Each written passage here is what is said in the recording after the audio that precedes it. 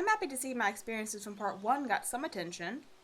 Wasn't expecting this stuff to actually gain any traction. I'm mainly here to vent and have a place to catalog the stuff that happens around my house. People also seem to enjoy the part where the naked dude attacked me, then cartwheeled into the woods crying like a baby when I stabbed him. Still not sure if he was human. Now I feel obliged to tell more of my experiences. Also feel free to leave any questions you have and I will try to answer them in the next post. That being said, if you haven't listened to part 1, I suggest you go back now and listen. I'm going to talk about the experiences as if you already know about the others that I've written about. This place is not normal after all, and takes some getting used to. Now that the intro is out of the way, I think we can start with Camo. And Camo is a fucking nuisance. The first time I came into contact with him was during the first white-tailed deer season I had on my property. Now, I'm a hunter, but the program that is helping me after the incident said I wasn't allowed to have guns because the noise draws too much attention. Bullshit. I live in the middle of nowhere and there isn't anybody for miles. Well, unless you count the Chosen. But I'm pretty sure the program isn't worried about them. Luckily, the lady in the tree hooked me up with a .45 caliber I now have in my possession. But I didn't have it upon first meeting Camo, unfortunately. Anyway, back to the story. I first saw him when I was walking toward a ladder stand I had set up on a tree to watch deer, since I could no longer kill them. And yes, I could have had a bow, but I'm shit with a bow. I would risk just hurting the animal. I didn't like the idea of an animal that is suffering because I couldn't make a shot that would kill it instantly. Now, as I approached my stand, I noticed a figure already sitting in it. It's about the size of a regular human. He was dressed in full camouflage: pants, jacket, boots, hat, face mask, and backpack. He actually seemed like a regular person, which I haven't seen any of those in a woods in the entirety of the 4 months I've been living there. The things that live on this property are generally more extreme. But no matter how relieved I was to see a proper human for once, he was deep in my property and hunting in my stand. I had to get him to leave. Reluctantly, I shouted over to him, "Oi! You aren't supposed to be here. Time to go, dude." Now, I'm about 75 yards away and to his left, but I yelled plenty loud for him to hear me clearly. He didn't flinch. He stayed facing straight forward like a statue. What a prick. Look, try to be creepy all you want, but ignoring someone like that is just rude. I know he hears me. I have reason to believe that he's just trying to freak me out because I've made him break character before. So after I yell and he ignores me, I start getting impatient. I yelled the same thing at him again, a little louder, and still ended up with the same response. What a dick! Now I'm livid, because he's making me ruin all my chances of seeing deer this afternoon by making me yell at him. So naturally, I started a brisk stroll over to tell him off to his face, or maybe kick his ass. I was already noticed that he didn't have a rifle, so I just assumed he was watching like I was planning on doing. Of course, he could have had a concealed handgun, but I'm a dumbass, so I didn't consider that. Then I heard the crunch of something under my foot, and the sudden sound of rope sliding across the surface at high speed. I froze for a fraction of a second before I could squeak out an "oh shit." I'm hanging upside down by my ankle. There was a loop around my leg that held me suspended 7 feet off the ground like a damn cartoon. I was like a fucking Looney Tunes character. I couldn't help but roll my eyes. I immediately knew it was Camo, and when I looked up, or down, shit, I was upside down, so I didn't really know where I was looking, but I saw him slowly climbing down the ladder. Like, really slowly. What a dramatic guy. If he wasn't so obsessed with appearances, he probably could have killed me. That's what I think he wanted to do anyway. There was a machete on his hip that I could now see, and the blade was shifted in a way that made it look serrated. Wouldn't have been a very useful tool unless you wanted to use it to inflict pain. I think the biggest flaw with Camo's trap, though, was that he didn't account for the single fact that 99% of people who live alone in the woods learn to carry a large knife at all times. This is a necessary thing if you want to stay alive. I wish I could tell you that I did a flip after I cut myself down and landed on my feet like some sort of badass, but I didn't. I landed on the back of my neck and my vision went black for about 15 seconds, which I guess was enough time for Tweedle dumbass to finally get to the bottom of my stand ladder. As I stood up, I saw that he was standing completely still at the base of the stand ladder. Still 50 feet away from me, staring at me, I could hear his thoughts from here. Damn, why did he get up? Shit. Then he turned and bolted. The dude was booking it. I lost sight of him in less than 30 seconds into my chase and had to give up. I need to jog more. And what more? By the time I got back to the stand ladder, it was already getting dark. I didn't even get to watch any deer.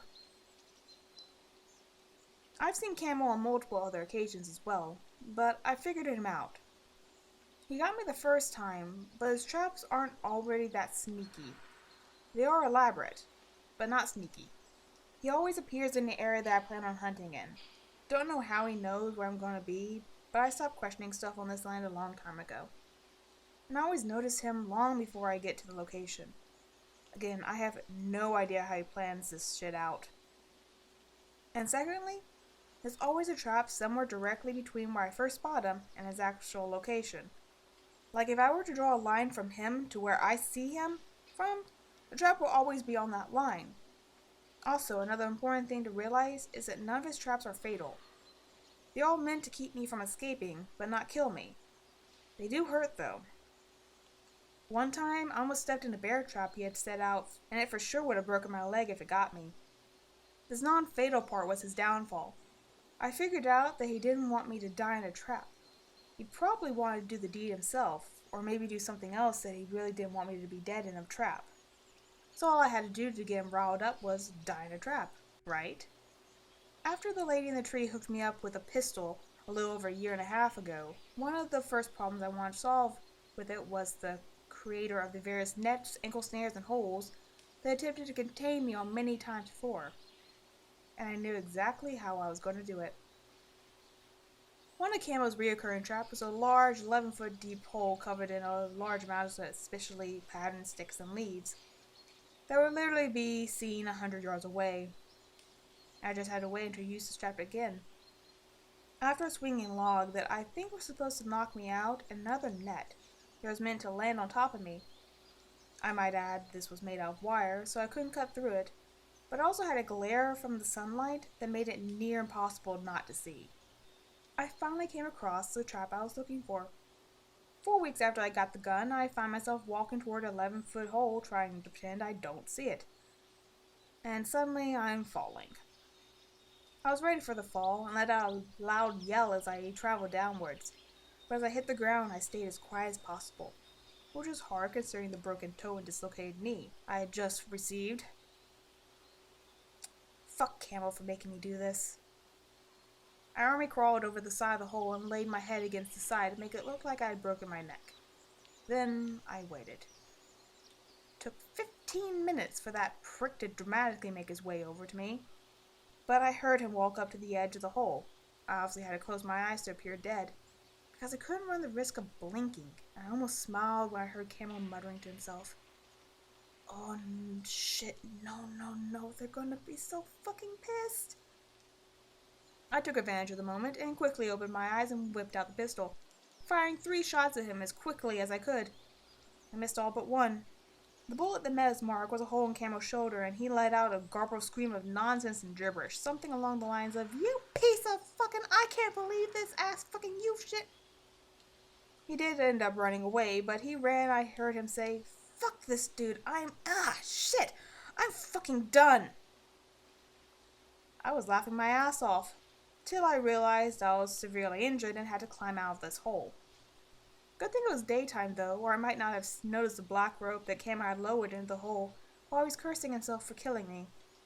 I somehow managed to pop my knee back into joint, based on shit I'd seen earlier in life, and climb out to limp my way back to the house. That was a good day. Broken toes are fucking expensive to get fixed though.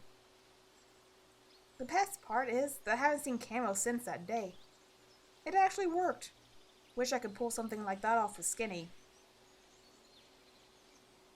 Another thing I guess I need to explain to all of you readers is the lady in the tree. I mentioned her a few times now, and at least some of you are probably wondering about her. I honestly don't know much about her myself, but she is hands down the best thing on this property.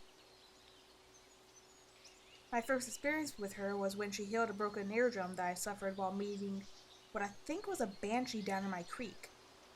It was busted when she screeched really loud, and then when I went to sleep, I woke up feeling fine the next morning. I almost thought it was all a dream until I saw the blood still on my pillow and the broken flashlight I had used in personal defense. Well, I guess that was the first time they affected me directly, but not the first time she helped me out. The true first time I didn't realize was her until last night. It was the gun. The gun that I talked about purchasing in part 1. It wasn't really purchased. I just wasn't willing to admit that I looted it off an old corpse that I had found in an abandoned log cabin in the back of the property. This is an example of how sneaky she is. I only started to wonder if it had been her doing while I was recording the first set of these stories, and I started thinking on how good shape this gun was in. Of course, it was a little dirty when I found it, but it was also in perfect operating condition, and I figured the skeleton that was clutching it didn't need it anymore, but hell, at this point I wouldn't be surprised if it came to life each night. Either way, I left the cabin and the new sidearm with 2 boxes of ammo. I didn't really think about it much because finding a gun on a body is pretty mild considering the events that's gone down here on a week-to-week basis. But yesterday I started questioning the real origins of this gun. It was so well maintained and new feeling when I got it, but the skeleton looked like it had been there forever.